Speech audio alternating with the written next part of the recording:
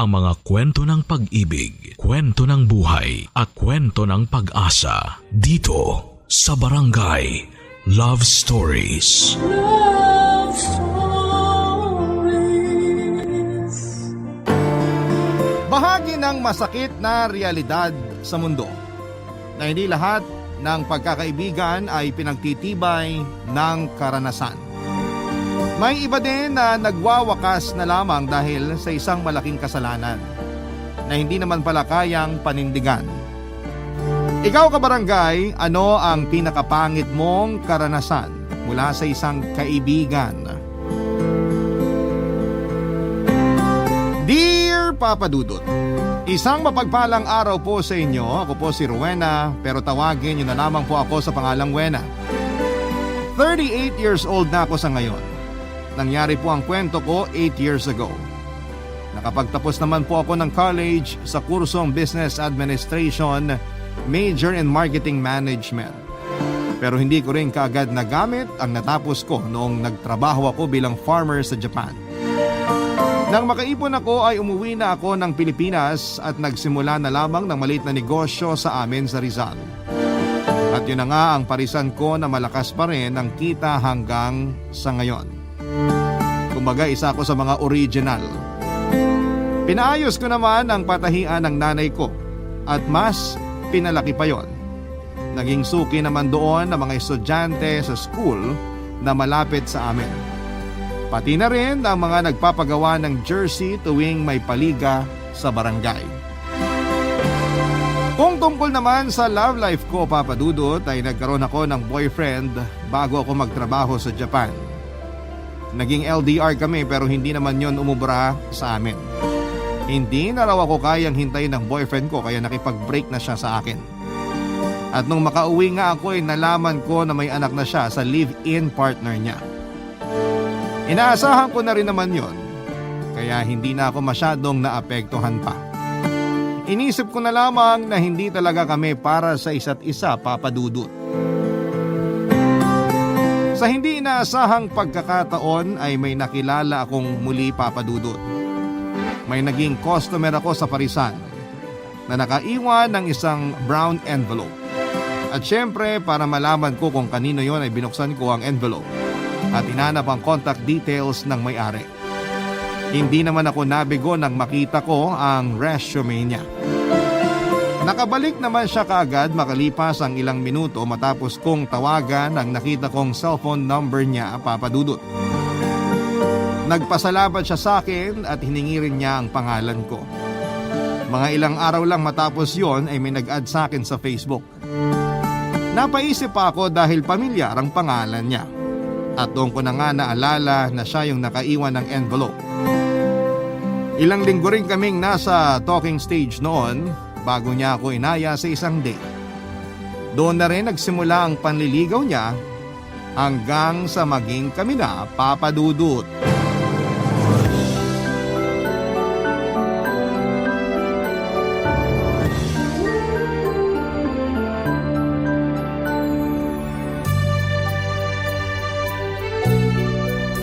Grabe, hindi ko talaga akalain na magiging tayo. Parang kailan lang no, customer pa kita sa parisan.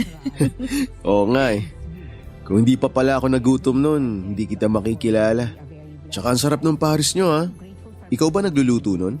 May tagaluto kami ron. Ako lang yung nagkakahera kasi hindi ko pwedeng ipagkatiwala sa ibang tao yun. Tsaka wala rin naman akong ibang gagawin. Alam mo, nakakabilib ka talaga. Biruin mo, 30 ka pa lang pero meron ka ng sariling parisan at may patahian ka pa. Nga pala, wala ka pa bang balak na kumuha ng sasakyan? Wala, hindi rin naman kasi ako interesado magmaneho. Okay naman ako kahit nagko-commute lang. Tsaka magastos din kumuha ng sasakyan eh. Magiging liability lang yun sa akin. Isipin mo, hulugan ko yun ng ilang taon. Habang hindi ko pa tapos bayaran, gagastos ako sa gas, sa maintenance. Pero katagalan, bumababa naman yung value. Eh kung ayaw mo ng sasakyan, anong plano mong bilhin sa ipon mo? Gusto kong bumili ng lupa. At least yun, kahit ilang taon nang nakatiwangwang, hindi bababa yung value. Mas tumataas pa nga. Iba rin talaga ang business-minded eh, no? Natuto lang talaga akong dumiskarte.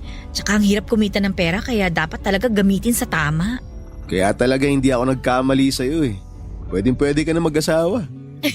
Yun lang, wala pa sa isip ko na magpakasal, no? Sa totoo lang ako rin naman. Gusto ko munang ma-enjoy yung ganito. Lalo na ilang buwan pa lang naman tayo. Naisip mo ba na magbe-break din tayo? Hindi naman. Ako kasi may trust issues na ako sa mga relationship eh. Alam mo yung kahit gaano na kayo katagal, hindi mo pa rin talaga masasabi na yung talagang kayong dalawa sa dulo. Yung mga ikinasal na nga naghihiwalay pa, di ba? Kaya nga habang hindi pa tayo kasal, huwag na muna nating isipin yun. Parehong-pareho kayo ni Hazel mag-isip eh. Hazel? Sino naman yun? Ah, oo nga pala. Hindi kasi natin siya napag-uusapan dati kaya hindi ko pa siya naipapakilala sa'yo. Best friend ko yun. Ah, may best friend ka na babae? Oo. Wala namang masama doon, di ba? Magkababata kasi kami. Ilang taon na siya? Pareho kaming 35 na. So matagal na pala talaga kayong magkaibigan. Oo, matagal na. Halos wala na nga kaming naililihim sa isa't isa eh. Sobrang close namin. Hindi pa siya pinagseselosa ng mga naging girlfriend mo dati? Honestly, oo. Madalas siyang pinagseselosan kaya ayun, siya na yung nag-adjust. Medyo dumistansya na siya sa akin. Tsaka wala ka naman dapat ipag-alala kasi parang magkapatid na yung turingan namin. May ganun pa pala, no? Yung platonic friendship. Oo naman, meron. Marami na kasi akong nakita na mag-best friend pero naging sila rin. O kaya naman, hindi man maging sila pero may nangyayari na pala. Friends with benefits, ganon? Oo, parang ganun na nga. Mangyayari lang naman yon kung yung isa sa magkaibigan magkakaroon ng sexual desire. Kapag may nagsimula ng apoy, mahirap nang pigilan yun. At nakakaya mong labanan yon sa best friend mo? Oo, nakakaya ko. Sa totoo lang wala naman dapat labanan kasi wala talaga. Tsaka hindi naman kami madalas nagkikita. Lalo na ngayon, nasa Cebu pa siya. Next year pa ang balik niya rito kaya sa chat lang kami nagkakausap. Paminsan-minsan nag-video call. Nakakatawa nga kasi nung hindi pa kita nakikilala. Madalas kami napagkakamalan na mag-boyfriend. Dami kasing ma-issue sa paligid eh. Minsan kasi, gumagawa sila ng issue kapag nakikita nila na wala nang boundaries yung dalawang magkaibigan. Base sa experience ko, marami lang talagang ma-issue. Kahit hindi naman dapat binibigyan ng mali siya, binibigyan nila. Hindi man lang nila naisip na may pagkakaibigan na silang nasisira. Bakit? Umabot na ba kayo ni Hazel sa point na gusto nyo na lang tapusin yung pagkakaibigan nyo? Umabot kami ron. Muntik nang mangyari yon. Dahil yun sa ex-girlfriend ko. Last year nga lang yun nangyari. Siya actually yung dahilan kaya napilitang sumama si Hazel sa atin niya sa Cebu. Teka, change topic na tayo. Huwag na natin pag-usapan yun. Naiinis lang ako kapag naaalala ko eh. Papa Dudut, marami pang naikwento si Elaine tungkol kay Hazel. Magkaibigan daw sila noong college at madalas daw silang magkasama at minsan ay doon na rin natutulog sa bahay nila ang best friend niya. Magkahiwalay naman daw sila ng kwarto pero tuwing nalalaman ng mga kapitbahay nila na naroon si Hazel ay ginagawan sila ng issue. Sa totoo lang po Papa Dudut ay hindi ko pa man nami-meet personally ang kaibigan niyang si Hazel. Ay parang hindi ko na ito gusto. Gusto kong maniwala kay Elaine na platonic ang friendship na meron sila. Gusto kong maniwala na kahit minsan ay hindi siya nagkaroon ng sexual desire para kay Hazel. Pero sa isip-isip ko ay parang malabo talagang mangyari yon. Hindi ko naman nilalahat pero karamihan talaga sa mga lalaki ay naghihintay lang talaga ng pagkakataon kapag nagpakita ng motibo yung kaibigan nilang babae. Doon na nga magsisimula ang lahat. Kaya naman hindi ako mapakali na patuloy pa rin ang closeness ni Elaine at Hazel. Hindi ko na naiwasang magselos. Lalo na noong madalas na sa bahay namin ang boyfriend ko pero wala naman sa akin ang atensyon niya.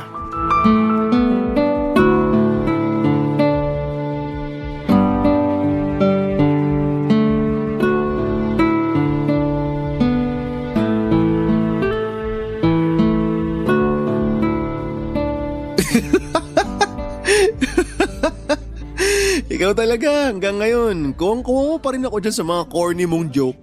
Sus, mababaw lang talaga yung kaligayahan mo kaya tawang-tawa ka dyan. Napapasaya mo lang talaga ako. Babe, hindi ka pa ba matutulog? Kanina ka pa dyan ah. Saglit lang babe. Kaka-out lang kasi ni Hazel sa trabaho eh. Ako rin, katatapos ko lang din sa trabaho. Nagsara na ako ng parisan.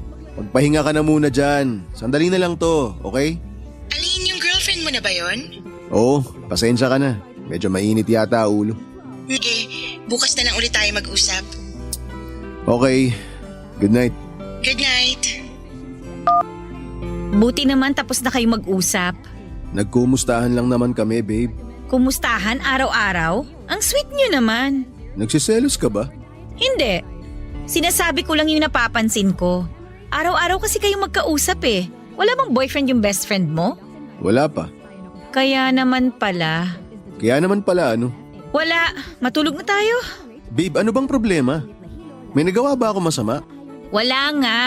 Wala nga pero hindi naman maipintay ang mukha mo. Ay. Tungkol na naman ba to sa pakikipag-usap ko kay Hazel? Hindi. O ano nga? Huwag ka na nga makulit dyan. Matulog na lang tayo.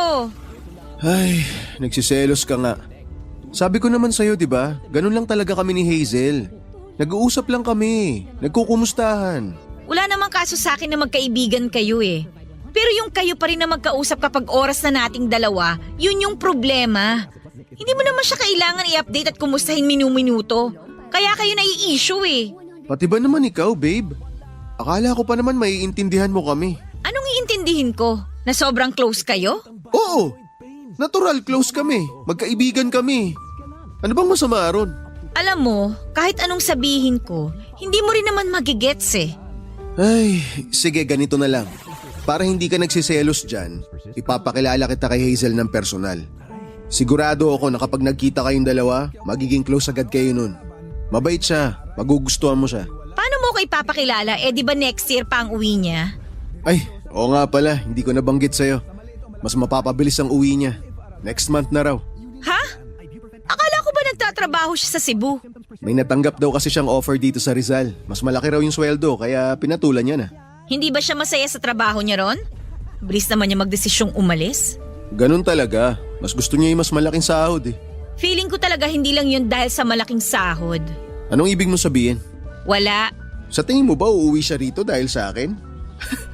Ano ka ba? Hindi ako ganun ka-special sa kanya gaya ng iniisip mo. Minsan nga, hindi pa niya ako nababati tuwing birthday ko eh. Marami pa rin bagay na mas nagiging special kesa sa birthday. Eto naman talagang babe ko, masyado nagtatampo. Lika nga rito, payakap nga ako. Ano ba? Init-init eh, yumayakap ka pa. Tulog ka na nga lang dyan. Sorry na babe. Babawi ako sa'yo, promise. Okay. Okay lang talaga sasabihin mo? Ano ba dapat ang gusto mong isagot ko? Ang sungit talaga ng girlfriend ko. Payakap nga ako ulit. Ano ba? Sorry na. Hayaan mo, sa susunod kapag ganitong oras, ikaw lang ang kakausapin ko. Saka lang ako maniniwala kapag nagawa mo na talaga yan. Papadudot kahit na nangako si Elaine ay hindi pa rin naman yon natupad. Palagi pa rin silang magkausap ni Hazel kahit hating gabi na. Kapag doon siya natutulog sa bahay namin ay nagigising na lamang ako kapag tumatawa siya sa usapan nilang dalawa. Pero noong umuwi si Hazel ay doon ay parang biglang nagbago ang timpla ni Elaine. Hindi inaasahan ni Elaine na may ipapakilala na palang boyfriend si Hazel. Sinekreto daw talaga yon ng best friend niya para maging sorpresa para sa kanya. Pero sa halip na matuwa ay ibang naging reaksyon ni Elaine sa mga nangyari. Noong first time kong ma-meet si Hazel kasama na niya ang boyfriend niyang si Jeremy. Kinakausap naman ito noon ni Elaine pero ramdam kong hindi niya ito nagugustuhan. Ilang araw lang naman na iba ang pakikitungo ni Elaine kay Hazel. Siguro noong hindi na siya nakatiis ay napilitan na lamang siya na pakisamahan si Jeremy para sa best friend niya. Medyo nabawasan na ang pag-uusap nila noon sa chat pero lagi rin naman silang nagkikita. Ang kaibahan lang, minsan ay 4 kami. Doble date kumbaga, no? Pero kahit 4 kaming magkakasama ay parang may sarili namang mundo sina Elaine at Hazel. Na mga panahong yon, papadudot. Barangay Love Stories. Barangay Love Stories. Papadudot nagpatuloy ang pagiging malapit ni na Elaine at Hazel. Kapag magkakasama kami sa date parang hindi nila kami kasama. Halos sila lang ang nag-uusap at hindi kami makasingit. Nakakapagsalita lamang kami kapag may isa sa kanila ang nagtanong sa amin na may kinalaman sa pinag-uusapan nila. Laging ganon ang nangyayari, Papa Dudut. Minsan naman silang tatlo lang ang magkakasama kapag busy ako sa parisan at iba pang bagay na inaasikaso ko. May mga pagkakataon din na hindi na lamang ako sumasama dahil nawawalan lang ako ng gana. Hindi ko alam, Papa Dudut, kung pareho lamang kami ni Jeremy ng nararamdaman sa mga karelasyon namin. Pero kahit na hindi siya magsalita ay alam ko na hindi na rin niya nagugustuhan yung sobrang closeness ni na Elaine at Hazel. Wala na kasi silang boundaries. Hindi naman sila gano'n nung una. Lagi kami ni Jeremy kasama sa usapan pero habang tumatagal po parang sila na lamang talagang magkasama. Akala ko ay may magbabago noong hindi ko na masyadong pinapansin si Hazel. Dahil akala ko ay nakakaramdam na siya sa nangyayari. Pero noong nag-aya sila ng outing sa isang resort ay doon na naubos ang pasensya ko, Papa Dudut.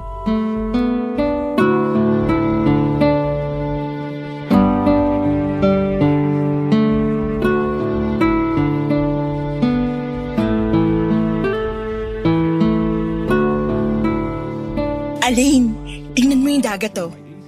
May naaalala ka ba? Naaalala ng ano? Oo, alam ko na yung iniisip mo. Kunwari na lang mali yung iniisip mo. Ano ba yung pinag-uusapan nyo? Mukhang kayo lang yung nagkakaintindihan eh. Share nyo naman. Oo nga. Hindi pwedeng kayo lang yung masaya. Kasama niyo kami rito. Ito kasing si Hazel, may memorable experience kasi sa dagat to nung college pa lang kami. Ano? Tuloy ko ba yung kwento? Ako na. Ako na lang magtutuloy. Sige, pakikinggan ko na lang din. At least ngayon, hindi lang ako yung tatawa. Tawang-tawa ka talaga dyan Mamaya ka lang. Ikukwento ko rin yung sayo. Huwag ka na marami sinasabi dyan, ikwento mo na. Ito na nga. Nagka-outing kasi kami nun. Sa beach din. Tapos kami ni Elaine, naglibot-libot pa dun sa pinuntahan naming resort. Naghanap kami ng pwesto na walang masyadong tao. Bakit? Ano bang ginawa niyo? Wait lang. Nakaabot na kasi kami doon sa pinakadulong part ng beach. Wala na mga tao ron kaya nagustuhan namin. Wala kaming kaagaw sa paglalangoyan eh. Ang kaso, hindi namin alam na mabato pala doon tapos marami pang mga sanga-sanga na nasa tubig. May mga puno kasi doon sa gilid. Ayan, papunta na siya sa exciting part ng kwento. Shh! Spoiler ka! Tapos yun na nga. Nung nag-dive ako sa tubig, nakalas yung string ng suot kong swimsuit. Tapos nagpalutang-lutang sa tubig yung swimsuit niya. Hindi tuloy siya makaahon sa tubig. Uy, bakit bigla kayo natahimik dyan? Ganun ba talaga kayo ka-close nun? Kahit magkakita na kayo ng katawan, ayos lang? Pasensya na tol pero hindi nakaka-proud yung ganung moment kasama yung best friend mo na girlfriend ko na ngayon. Teka, bakit ka ba nagagalit? Di ba gusto mo rin naman na magkwento kami? Guys, calm down! Hindi naman to dapat pag-awayan eh. Talaga, Hazel? Hindi na dapat pag-awayan? Kulang na nga lang ipangalandakan mo sa amin na ibang level talaga yung closeness na meron kayo nitong boyfriend ko eh. Kababae mong tao tapos magkukwento ka kung paano nakita ng best friend mo yung katawan mo? Sa harap pa mismo ng boyfriend mo na nandito ngayon. Girl, hindi mo ikinaganda yan. Wala namang mali siya yung nangyari. Hindi ko na kasalanan kung masyadong madumi ang utak nyo. Kami pa talaga yung marumi ang utak? Girl, kung ayaw mong pinag-iisipan ka ng kung ano-ano, dumistansya ka naman sa boyfriend ko. Masyado ka nang halata eh. Wena please, tama na. Ako nang bahala sa girlfriend ko. Pagsasabihan ko siya. Pagsasabihan, wag kang praning Jeremy. Dati pa yun. Matagal nang nangyari yun pero ginagawa nyo pang issue. Hindi mo talaga magets, no? Wala naman sana akong pakialam sa mga nangyari noon eh. Pero alam mo kung ano yung nakakairita talaga? Yung inaagaw mo na yung moment namin ni Elaine. Kung umarte ka parang ikaw yung girlfriend niya. Ginamit mo pa yung kwento niyo noon. Feeling mo ba inaagaw ko sa'yo yung boyfriend mo? Hindi ba? Babe, please, tama na. Nagkakainitan na kayong dalawa eh. Nandito tayo para magsaya, hindi para mag-away-away. Kayo lang yung masaya, Alain. Kung mag-usap kayo, parang hindi nyo kami kasama eh. Parang may sarili kayong mundo. Nakaka-bore ka kasi kausap kaya hindi ka pinapansin ng boyfriend mo. Alam nga namang pag-usapan natin dito yung pagninegosyo. Eh di ba yun naman palagi ang laman ng utak mo? Mas mabuti na yung puro negosyo yung laman ng utak kesa naman sa kagaya mo na may boyfriend na pero ginagamit pa yung friendship nyo para pasimpleng lumandi. Papa Dudut, gigil na gigil ako kay Hazel ng araw na yon. Ako pa ang pinapalabas niyang mali. At ang mas malala pa roon kahit si Alain na inaasahan kong papanig sa akin ay ganoon din ang iniisip. Lagi niyang sinasabi na matagal na silang magkaibigan ni Hazel.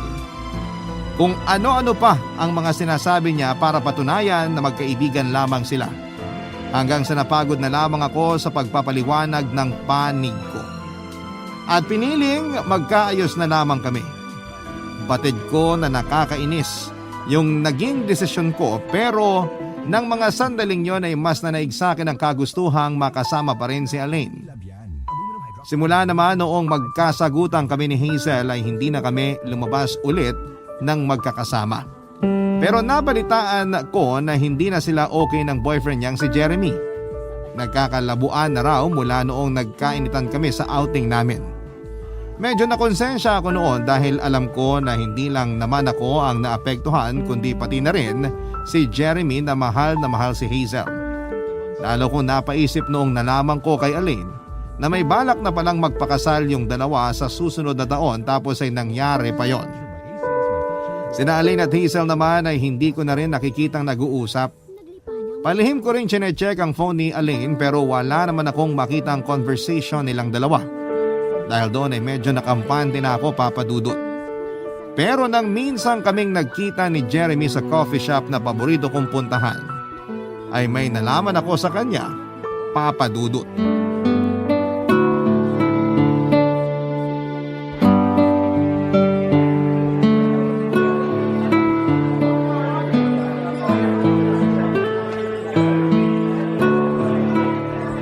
Jeremy? Buena, ikaw pala yan. Kumusta? Kasama mo ba si Hazel? Hindi. Bakit ko naman siya sasama? Upo ka muna. Kung gusto mo umorder, sagot ko na.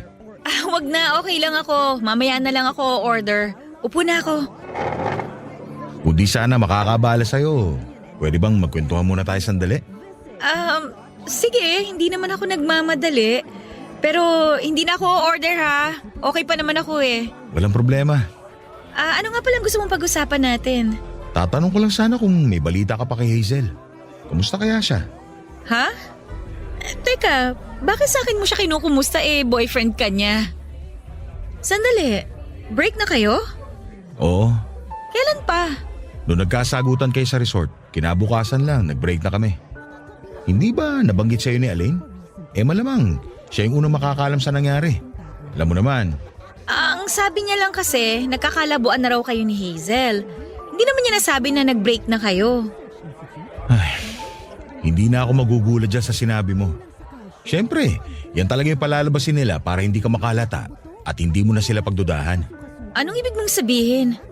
May relasyon talaga sila? Ano sa tingin mo? Pero sabi ni Alain, hindi na sila masyadong nag-uusap. Naniwala ka talaga sa kanya? Bakit naman hindi? Boyfriend ko siya at nagkaayos na rin naman kami. Kaya walang dahilan para magsinungaling siya sa akin, no? Bakit hindi mo alamin kung totoo nga yung sinasabi ko? Wala namang mawawala. Kakausapin ko siya mamaya. Kapag tinanong mo siya, malaki ang posibilidad na hindi niya sasabihin sa'yo yung totoo. Ay, ganito na lang.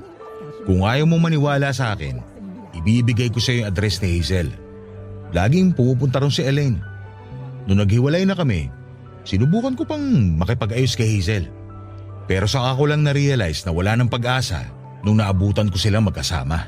Magkaibigan sila. May mga pagkakataon talaga na magkasama sila. Yung silang dalawa lang. Hindi naghahalikan na magkaibigan, Wena. Anong sabi mo? Naabutan ko sila naghahalikan sa sala. Nakabukas yung pinto ng bahay kaya bumalandra sa akin yung ginagawa nila. Nagulat pa nga ako nung una.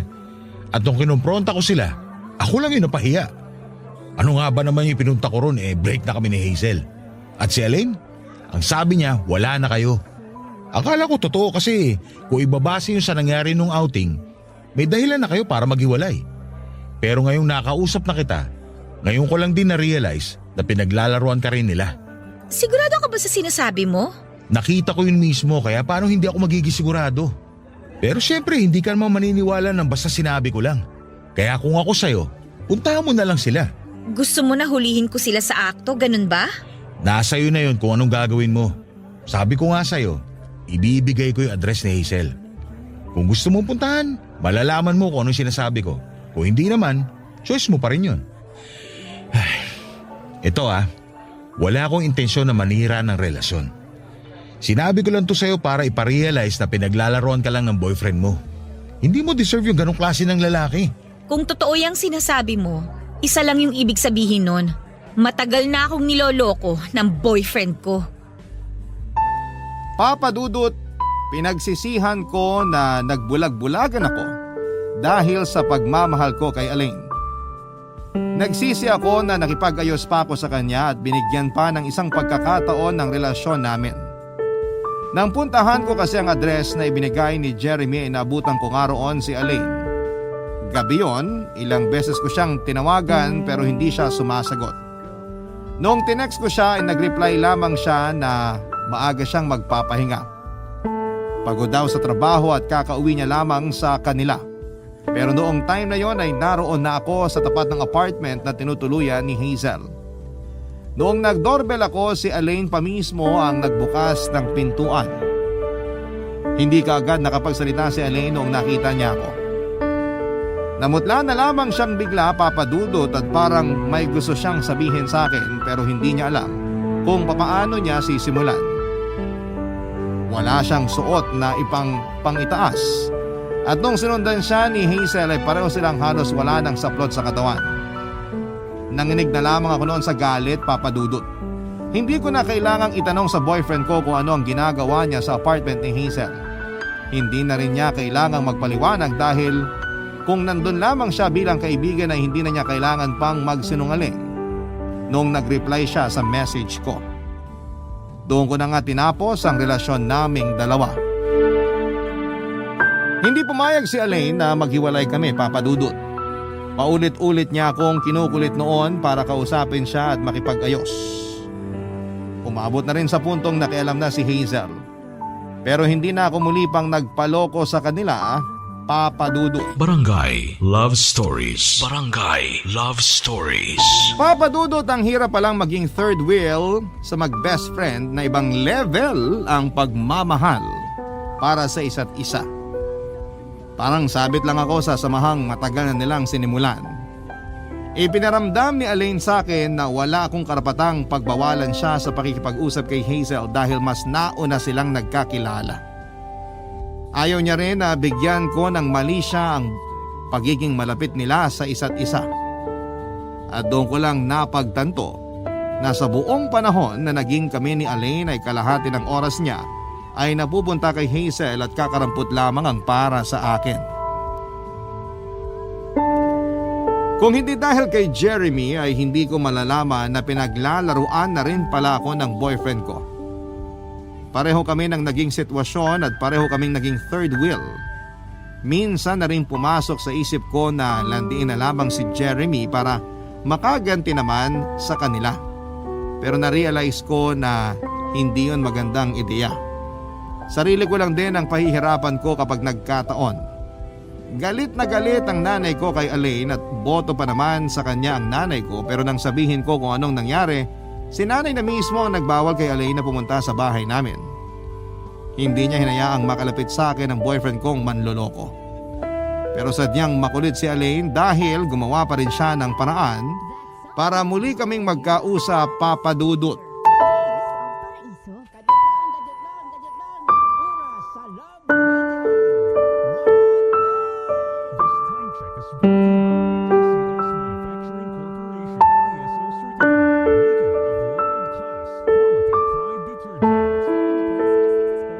Anong ginagawa mo rito? Hindi ba pinagbawalan ka na ni nanay na pumunta dito sa bahay namin? Nakiusap ako sa kanya. Sinabi ko na hindi naman ako manggugulo. Ah, ganun? Kaya sinamantala mo naman yung pagkakataon. Kapal din ang mukha mo, no? Huwag ka nang magalit, Wena. Pag-usapan natin na maayos yung nangyari. Pwede ba, Elaine? Pagod na ako sa maghapong pagtatrabaho. Kaya huwag mo nang dagdagan pa yung pagod ko. Pasensya ka na, alam kong pagod ka pero sandali lang naman to. Gusto ko lang talagang linawin sa iyo yung nangyari. Yung nakita mo... Ano na naman yung naisip mong palusot? Kala mo talaga mapapaniwala mo pa ako? Kilalang kilala na kita. Hindi mo na ako mapapaikot ulit. Wena, please. Makinig ka naman muna. Hindi ako magsasayang ng oras para sa kasinungalingan mo. Nung naabutan mo ako sa apartment ni Hazel, wala namang nangyari nun eh. Mali ka nang iniisip. Nakiligo lang ako sa bahay niya kasi narumihan yung damit na suot ko habang nagluluto kami. Nagluluto? Mas sumasarap ba yung putahe kapag kasama mo yung Hazel na yon? Wena, nagluto lang talaga kami nun. Nag-request kasi siya ng pagkain kaya pinagbigyan ko. Ipinagluto ko. Wow! Buti pa siya nakakapag-request sa'yo. Samantalang kapag ako yung nag-request sa'yo, ang dami mong excuses. Matagal na kasi kaming magkakilala kaya sanay na ako sa kanya. Hindi siya sanay ng tinatanggihan. Lahat ba kailangan mong gawin para sa kanya? Napaka-special naman niya. Tsaka pwede ba? Tigil-tigilan mo na yung kagagamit sa pagkakaibigan ninyo para pagtakpan yung mga kalandian ninyo. Wala nang maniniwala sa inyong dalawa, no? Ganun ba talaga kahirap para sa'yo na intindihin kung gaano kami kalapit sa isa't isa? Hindi naman pwedeng itigil na lang namin yung pagkakaibigan namin para wala na maging issue eh. Hindi naman namin kasalanan na marurumi ang utak ng ibang tao. So sinasabi mo na marumi din yung utak ko, ganun ba? Hindi naman sa ganun. Ang akin lang, wag mo laging pinag-iisipan na masama si Hazel. Wala siyang intensyon na sirain tayo. Concerned pa nga siya sa'yo eh. Pwes, pakisabi dun sa best friend mo na hindi ko kailangan ng malasakit niya. Ganun ba talaga kahirap para sa'yo na tanggapin si Hazel? Tanggapin? Ano, bilang kaibigan mo? Eh hindi nga kayo magkaibigan, di ba? Bakit ba ang kulit mo? Magkaibigan nga lang kami. Hindi yun ang nakikita ko. Namin. At ikaw, hindi ka man lang nahiya kay Jeremy? Sa halip na silang dalawa ni Hazel yung laging magkasama, singit ka ng singit. Kahit ano pang ikatuwiran mo, hindi talaga magandang tingnan na lagi kayong magkasama. Ah, so ngayon, magkakampi na kayo ng Jeremy na yon. Eh siya ngayon nakipag-break kay Hazel eh. Nakipag-break siya dahil nagtira siya ng respeto para sa sarili niya. Hindi niya kayang pumatol sa isang babaeng kasing landi ng best friend mo. Hindi ba ron makontento sa isang lalaki? Parang ikaw, hindi ka rin makontento sa isang babae. Anong tingin mo sa akin, reserba? Saan mo naman nakuha yung mga pinagsasabi mo? Kinausap ka ba ng Jeremy na yon? Nagpaloko ka naman sa lalaking yun. Mas mukha ka pang manloloko kaysa sa kanya. Gusto mo ba siya? Ha? Hindi! Hindi kasi ako kagaya mo na mabilis magpalit ng karelasyon. Kahit hindi pa naghihiwalay, naghaharap na kagad ng iba. O baka mas tamang sabihin na matagal ka nang may reserba. Hindi ka na nga rin lugi eh. Kasi kahit nag-break tayo, may Hazel pa naman na naghihintay sa'yo. Hindi na kami nag-uusap ni Hazel. Nasabi mo na yan, kaya huwag mo na akong gawing tanga. Hindi ko deserve magkaroon ng boyfriend na hindi ako kayang panindigan. Hindi ko deserve to! Papadudot, mahaba pang naging pagtatalo namin noon ni Elaine. At sa huli ay napaamin ko siya na ilang beses na ngang may nangyari sa kanila ni Hazel. Inamin niya rin na matagal na niyang mahal ang best friend niya. Pero hindi niya magawang aminin dahil naduduwag siya. Pero noong nakilala niya raw ako ay nagbago ang nararamdaman niya. At noong tumagal na ang relasyon namin ay bigla naman siyang nagsawa kaya mas dinalasan na niya ang pakikipag-usap kay Hazel. Inamin ni Elaine na mula noong umuwi si Hazel dito sa Rizal ay madalas na siyang natutulog sa apartment nito. Nagawa nila itong itago kay Jeremy sa takot na magkagulo. Pero kahit mahal niya si Hazel ay hindi rin nila mailantad na may relasyon sila dahil sa amin ni Jeremy. Ilang araw din ako na iyak ng iyak tuwing gabi, Papa Dudut. Kundi dahil sa nanay ko ay hindi pa ako magigising sa katotohanan na hindi ko naman dapat iniiyakan ang lalaking kagaya ni Elaine. Hindi na ako ulit kinulit ni Elaine matapos niyang aminin sa akin ang lahat, Papa Dudut. Nagpatuloy ang buhay ko nang hindi na kami nag-uusap. Wala na ako naging balita sa kanya matapos ang huling usap namin. Nag-focus na lamang ako sa nasimulang kong negosyo at hindi na muna nakipag-date kahit pinupush ako ng nanay ko. Pero bago magpasko ay muli namang nag-cruise ang landas namin ni Jeremy.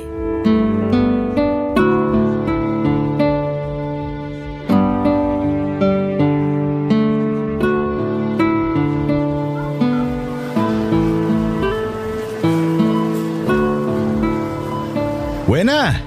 Uy, Jeremy! Nandito ka rin pala. Kumusta? May kasama ka? May nakikita ka ba na hindi ko nakikita? Saya mo ngayon Anong meron, ha? Birthday ko. Seryoso? Oo nga. Hindi ako nagbibiro. Ikaw, sino kasama mo? May nakikita ka ba? Aba, gumaganti ka ha? Inunahan mo eh. Happy birthday nga pala. Ilan taong ka na? Sandali, walang tanungan ng edad. Allergic na tayo sa mga ganyang tanong. Oy, baka ikaw lang. Bata pa ako, no? Hanggat hindi pa ako maabot ng senior, bata pa rin ako. Pero pareho na tayo nasa 30s, kaya huwag ka na magpanggap dyan. Siya nga pala, may pupuntahan ka pa ba ngayon?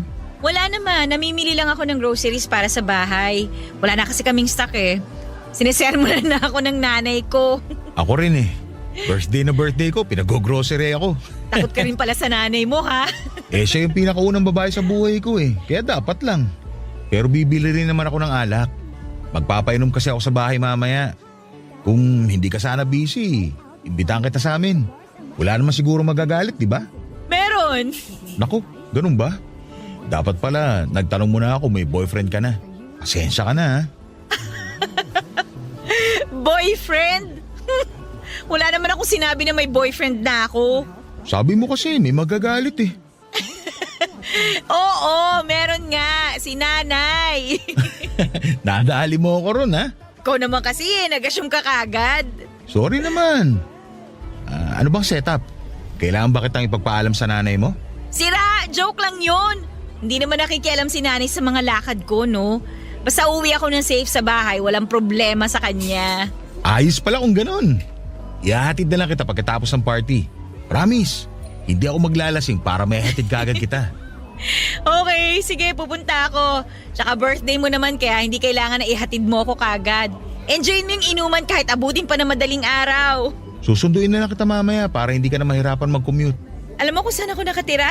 Hindi, pero pwede naman kitang hatid ngayon para malaman ko kung saan kita pupuntahan mamaya. Sure ka? Hindi ba abala sa'yo yon? Hindi, okay lang talaga. Alam mo, mukhang okay ka naman. Mabait, gentleman, may maayos na trabaho. Hindi ko tuloy gets kung bakit ipinagpalit ka ni... Ay, hayaan na nga natin yun. Mag-grocery na lang tayo. Baka kung saan pa mapunta yung usapan eh. Ikaw kasi, pero seryoso. Naka-move on na ako sa nangyari kaya ayoko na rin pag-usapan. Nag-focus na lang muna ako sa karir ko. Hindi ko na minamadali magkaroon ng girlfriend. Marami pa namang oras para doon. Pareho tayo. Kung may darating, edi maganda. Kung wala, edi wala. Tsaka mabubuhay naman ako ng walang lalaki sa buhay ko. Tama. Nga pala. Pwede ba tayo magkape muna mamaya bago kita ihatid? Para mas makapagkwentuhan pa tayo. Pwede naman. Sabi ko nga, lumabas lang talaga ako ngayon para mag-grocery. Wala naman ako ibang lakad kaya sige, push na yung kape na yan. Salamat. Marami ka bang inimbitahang bisita? Konti lang. Mga kamag-anak lang din namin tapos ilang katrabaho. Hayaan mo, ipapakilala kita sa kanila. Ha? Ang ibig ko sabihin, ipapakilala kita bilang kaibigan ko. Bakit magkaibigan ba tayo? Ha? Ay, sorry. Masyado na yata kitang pinangungunahan. Oy, joke lang. Tara na nga. Bilisan na natin mag-grocery para makatikim na ako ng libreng kape.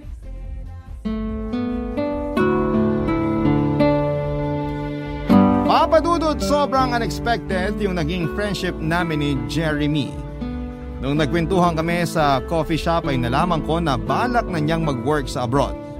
May magandang offer daw kasi doon pero dahil ayaw niyang mapalayo sa nanay niya, ay mas pinili na lamang niyang manatili dito sa Pilipinas. Sa totoo lang, Papadudot, ay nakakahanga talaga yung maturity niya At yung mindset na meron siya, kaya ganun ko na lamang siya kabilis, nakagagaanan ng loob. Tungkol naman kina Hazel at Elaine ay balita ko ay naghiwalay din sila kaagad. Ilang buwan matapos nilang ilantad ang relasyon nila. Papadudot hanggang ngayon naman ay magkaibigan pa rin kami ni Jeremy at parang magkapatid na ang turingan namin sa isa't isa. Sa ilang taon na naging magkaibigan kami, walang pagkakataon na nagkaroon kami ng romantic feelings para sa isa't isa. Hindi ko alam kung dahil ba yon sa pagiging busy ko sa trabaho o talagang hindi lang siya yung tipo ng lalaki na gagawin kong boyfriend. Kung noon ay hindi ako naniniwala na meron talagang platonic friendship, nagbago ang pananaw ko nang mapatunayan namin yon ni Jeremy. Pero kahit gaano kami kalapit sa isa't isa ay natuto kaming mag-set ng boundaries. Lalo na kung may kinalaman sa personal naming buhay. Before pandemic ay kinasal na siya sa katrabaho niyang matagal ninyang niligawan. At ako naman ay inireto niya sa pinsan niyang kauuwi lang mula sa Netherlands noong kasal nila. Kaya ngayon ay pareho na kaming may sariling pamilya. Marami nag-akala na kaming dalawa din ang magkakatuluyan pero dinaan na lang namin yon sa tawanan. Papadudot, hanggang dito na lamang po ang kwento ko at maraming salamat po sa inyo at sa lahat ng bumubuo sa Barangay LS 97.1. God bless mo and more power sa inyong istasyon. Ang inyong forever kapuso at kabarangay Wena. Nagustuhan ng iyong napakinggan? Ituloy yan via live stream sa www.gmanetwork.com/radio. Barangay LS 97.1 forever.